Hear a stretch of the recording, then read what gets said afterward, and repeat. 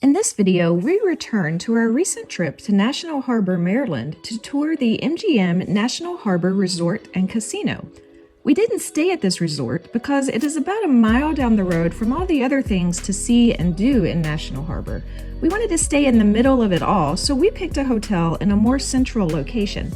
But we did spend a couple of hours touring the MGM National Harbor on our way out of town to see what they had to offer. MGM is a well-known casino resort brand with about a dozen resorts in Las Vegas, a couple in Mississippi, one in Massachusetts, one in Michigan, and then this one in Maryland. We have visited a couple of their Las Vegas resorts, but this is the first time we have ever been to MGM National Harbor. As you enter, you see their grand lobby area with a high ceiling, columns, and a map of the area on the wall behind the check-in desk. The lobby has a nice seating area which includes a few of these chairs with device charging inputs right there in the chair. There's a lobby bar, but it was closed at the time we went. Not sure if that was just because it was early in the day or if it remained closed due to COVID, as a number of businesses in this resort have. Around the corner from the check-in desk is a hallway leading to the pool. It is a rooftop pool in the casino and entertainment building with the glass tower of MGM hotel rooms behind it. The pool is currently closed because outdoor pools tend not to be open outside of the summer months in Maryland. On the same floor as the lobby and pool is the MGM Grand Ballroom.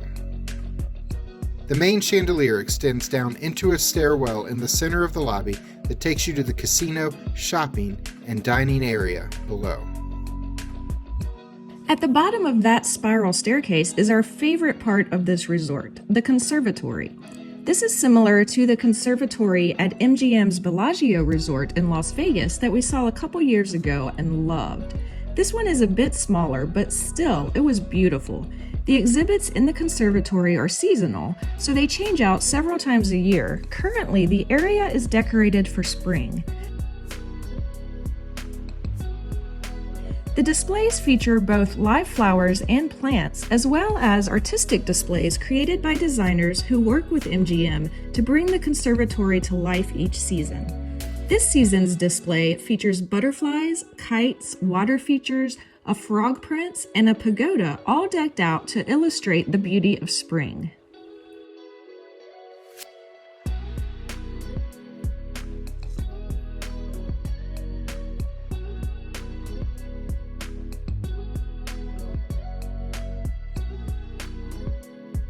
On the same floor is a statue that is a more permanent display, which seems to illustrate a financial battle between the United States and China, as Benjamin Franklin pops out of U.S. currency to duke it out with Chairman Mao, emanating from the Chinese yuan.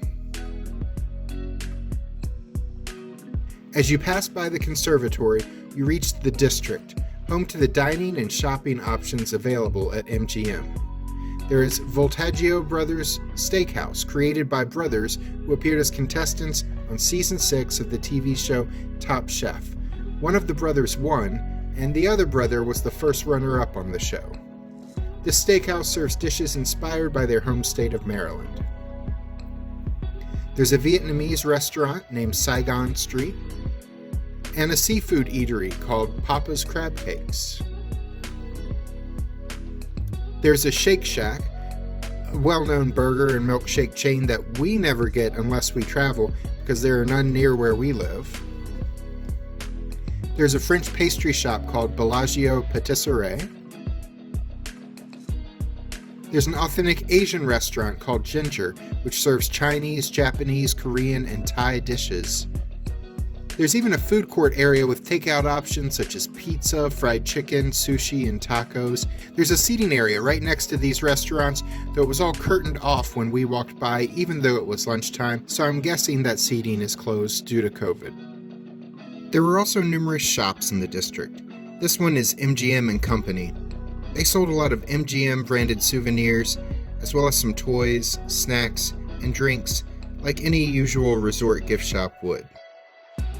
But from there, we see a number of high-end retail shops, such as Shift Sneakers and Apparel, MCM, a luxury leather goods store, Accent's Home and Garden Store, which is currently closed due to COVID. There is MGM Men and SJP by Sarah Jessica Parker, a handmade shoes and handbag store. Both of these are also currently closed due to COVID.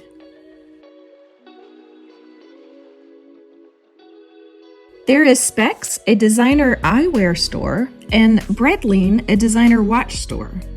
Along the way, there are art installations like this large stainless steel piece called Cinderella's Shoe. Or this, which was one of our favorites, an infinity tunnel installation called The Wells. The use of lights and mirrors make these wells look like they go down really far, but actually they only go down a few feet. People still step very carefully over these, as the illusion looks very realistic in person. On the same floor with the district is the casino, which we'll see in a moment, along with a 3,000-seat arena used for shows whenever there isn't a pandemic going on. As we head outside, please remember to click the like button if you're enjoying today's video, so our YouTube overlords will know you enjoyed it. As we step outdoors, we go to a terrace overlooking the National Harbor area and the Potomac River. This is a beautiful area that they've set up for customers to enjoy. In addition to the great views, this rooftop overlook features flowers and trees, sculptures, fountains, and a huge LED sign that can be seen from far away, like a beacon drawing people from the main National Harbor area a mile up the hill to this MGM resort.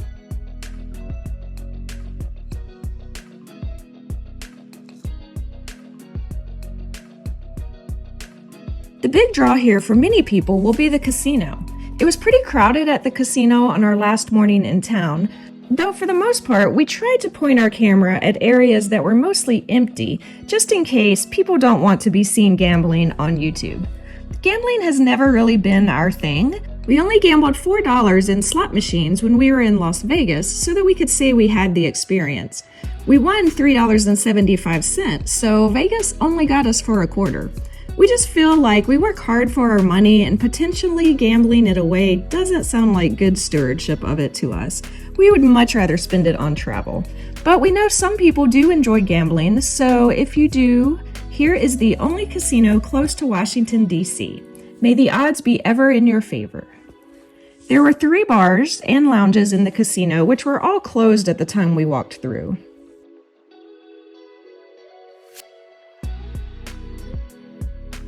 This place is also a hotel, of course, so just to get an idea of room rates, we checked out the website for a random upcoming weekend in June. A king room with the standard view averages $400 a night.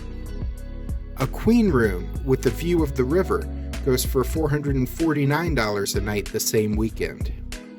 We did notice weeknights seem to go for under $300 a night though, and sometimes of the year were less expensive than others. October, for example, seemed inexpensive compared to the summer months. This is the only hotel with free parking in National Harbor. However, they do have a $24 a night resort fee tacked on in addition to the room rate. This is a great resort if you want lots of dining options. There was a lot we wanted to try at the restaurants here if we would have had the time. There are also a good number of shops, but it was mostly high-end merchandise. A lot of the Vegas casino resorts have high-end shops like this. I suppose the idea is to attract high rollers to your casino who can gamble large amounts and spend money in these shops, but the average person we saw that day in the resorts probably couldn't afford most of what's in these stores unless they had just won a large sum of money in the casino. But of course, in the unlikely event that you ever win a large sum of money in the casino, you should probably not visit the high-end shops. You should take the money and run.